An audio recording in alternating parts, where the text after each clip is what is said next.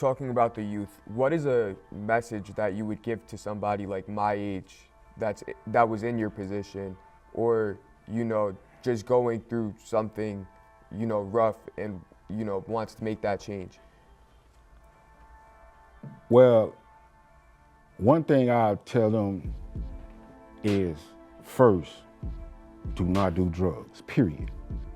Because, and learn a skill that can make you independent, even if you had a job. Meaning, I feel as though a person that gets a job, if he had a skill where the job depended on them, he's more in control. You see what I'm saying? Yeah.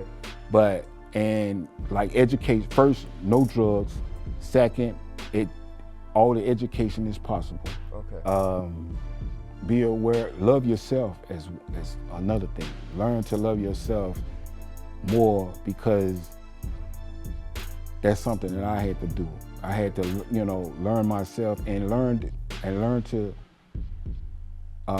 be okay with saying no. Yeah. You don't have to say yes to everything. You don't have to, cause see, a lot of times I was growing up, it was a lot of things that I really didn't want to do, but I just did it because everybody else was doing it, the trend, you see what I'm saying? Or I learned, in so many words, I learned to create my own identity, you understand? Yeah. Meaning, I learned me, I found out who I was as a person. Because when I was younger, I don't know how old you are, but when we was younger, we wore big clothes, like big shirts, t-shirts, back in the old days, the hip hop. Yeah. So I wore big clothes for so long, I didn't even know my real size. You see what I'm saying? So what I'm saying was, I was mimicking what society was. And once I realized that I want to be me, so once I found out me, that helped me in my whole life. Yeah. So what is something that somebody has told you that stuck with you to this day? What is something somebody told me that stuck on me to this day? I'm an amazing person. And when they told me that, I didn't believe it. So it goes back to the last question. Once I found out and learned to love me and learn who I really was as a person. Because see, when I was younger, I looked at me, even today, I looked at me every day in the mirror and I didn't know who I was. You see what I'm saying? Yeah. But once I learned and really got deep in tune with loving me and caring for me, that's when I realized that what them people was telling me, I'm an amazing person. That's true. Okay. Yeah.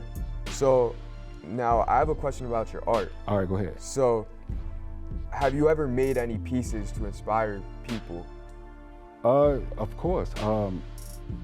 See, I have different forms of art. Like I create comic books. The books that I create, I tell my story. Through my comic books, I educate people on what it was like growing up in Memphis, Tennessee. And so that inspired others. I also taught other people how to write and publish books. Okay. What else? Like I said, I traveled to different schools as a mentor, and I share with them the story of being an artist and my background as being in the streets. So a lot of times I inspire people when they see my art, because like I said, I'm blind on one side. So I draw with one eye. So it's like when people see me sketching and painting, drawing and creating art with one eye, they inspire them, because like I say, a lot of people have gifts, but like that's another thing from your last question is, see, when I tapped into my art, that when I really found out who I was. You see what I'm saying? So it's like, if you got a gift, that's for anybody, any person that's growing up. If you have a gift and you know you good at it, that's your true identity. Yeah. But if you don't tap into that true identity, if you don't tap into that gift, I don't care who you are, you're not gonna find out who you really are, because that gift, because for a long time, I had the gift of art. For an example, when I was out younger, selling drugs, running the streets, partying, going to clubs, having a good time in the street life, Yeah. I used to see people drawing and painting, right? And I used to say, I can do that, but I wasn't doing it. See what I'm saying? I was over here, but my art gift was over here. But long as I stayed here, my life wasn't on the right course. Yeah. But once I came here to the art world, it was like I opened the door to a treasure that I had. The door was always there. I just never went in there. But once I opened the door and went in there, I said, man, I should have been over here.